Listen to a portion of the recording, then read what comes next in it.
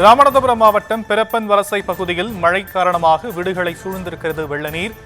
குடியிருப்புகளை சுற்றிலும் முழங்கால் அளவுக்கு மழைநீர் தேங்கியிருப்பதை காட்சிகளாக நாம் பார்த்து வருகிறோம். விவரங்களை செய்தியாளர் பூபேஷ் வழங்க நாம் கேட்கலாம். பூபேஷ், விவரங்கள்.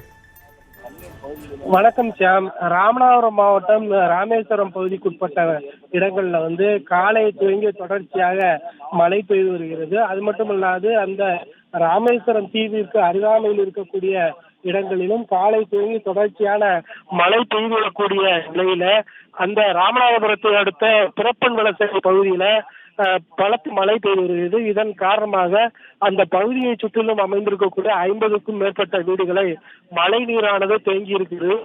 காரணமாக இடுப்பளவு மழை நீரில் அந்த பள்ளிக்கூடம் செல்லக்கூடிய மாணவிகள் செல்ல வேண்டிய அவலம் இருப்பதாகவும், வீடுகளை விட்டு வெளியேற முடியாத சூழல் இருப்பதால் பால், மருந்து உள்ளிட்ட அத்தியாவசிய தேவைகளுக்காக கூட வீடுகளை விட்டு வெளியேற முடியாமல் அவதிப்படுவதாகவும், எனவே சம்பந்தப்பட்ட அதிகாரிகள் அந்த நிகழ்விடத்திற்கு விரைந்து வந்து தங்களுக்கு தேவையான பால் மற்றும் மருந்து உள்ளிட்ட அத்தியாவசிய பொருட்களை வழங்க நடவடிக்கை எடுப்பது மட்டுமல்லாது அந்த பகுதியில் உள்ள மழைநீரை அப்புறப்படுத்துவதற்கு உரிய நடவடிக்கை எடுக்க வேண்டும் என கோரிக்கை விடுத்துள்ளனர்.